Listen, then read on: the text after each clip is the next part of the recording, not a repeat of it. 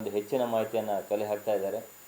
ಈಗಾಗಲೇ ಇದರಲ್ಲಿ ಒಬ್ಬ ಆರೋಪಿತನ ಜೊತೆ ಇದ್ದ ಇನ್ನೊಬ್ಬ ಆರೋಪಿತನನ್ನು ಒರಿಸ್ಸಾ ರಾಜ್ಯದ ಕಟಕ್ನವರು ಏನು ಒಂದು ಜೈಲಿನಿಂದ ಎಸ್ಕೇಪ್ ಆಗಿ ಬಂದಿದ್ದರು ಇಬ್ಬರು ಆರೋಪಿತರು. ಅದರಲ್ಲಿ ಒಬ್ಬ ಆರೋಪಿಯನ್ನು ಒರಿಸ್ಸಾ ರಾಜ್ಯದ ಕಟಕ್ನಲ್ಲಿ ಅರೆಸ್ಟ್ ಮಾಡಲಾಗಿದೆ.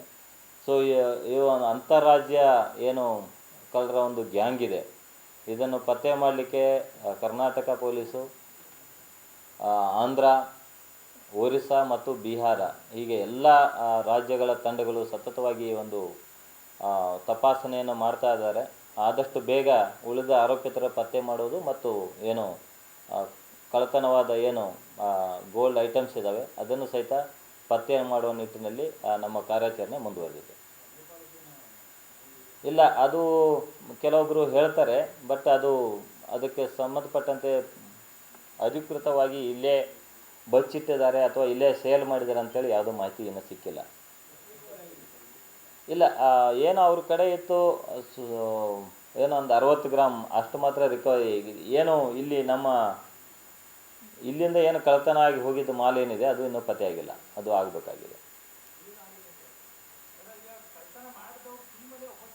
ಒಬ್ಬ ಸಿಕ್ಕಿದ್ದಾನೆ, ಹೌದು.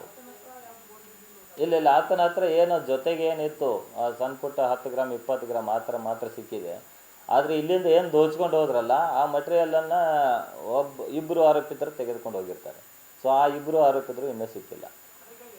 ಅಂದರೆ ಸ್ಪ್ಲಿಟ್ ಆಗ್ತದೆ, 5 ಜನದ ಏನು ಟೀಮ್ ಬರ್ತದೆ, 5 ಜನ ಆರೋಪಿತರು ಬಂದು ಏನೋ ಒಂದು ಕೃತ್ಯ ಎಸಗ್ತಾರೆ. ಕೃತ್ಯ ಎಸಗಿ ಹೋದ್ಮೇಲೆ 2 ಸ್ಪ್ಲಿಟ್ ಆಗ್ತದೆ. ಇಬ್ಬರು ಒಂದು ಕಡೆ ಹೋಗ್ತಾರೆ, ಇನ್ನು 3 ಜನ ಒಂದು ಕಡೆ ಹೋಗ್ತಾರೆ. ಇಬ್ಬರು ಏನು ಹೋಗ್ತಾರೆ ಅವರು ಎಲ್ಲ ಗೋಲ್ಡನ್ನು ತೆಗೆದುಕೊಂಡು ಹೋಗಿರ್ತಾರೆ. ಸೊ ಈ 3ರಲ್ಲಿ ಒಬ್ಬರನ್ನ ನಾವು ಅರೆಸ್ಟ್ ಮಾಡಿದ್ವಿ, ಇಬ್ಬರಲ್ಲಿ ಒಬ್ಬರು ಇನ್ನೂ ಸಿಕ್ಕಿಲ್ಲ. ಐಡೆಂಟಿಫೈ ಆಗಿದ್ದಾರೆ, ಎಲ್ಲ 11 ಜನ ಆರೋಪಿತರು ಐಡೆಂಟಿಫೈ ಆಗಿದ್ದಾರೆ. ಸೊ ಪ್ರತಿಯೊಬ್ಬರು ಐಡೆಂಟಿಫೈ ಆಗಿದ್ದಾರೆ.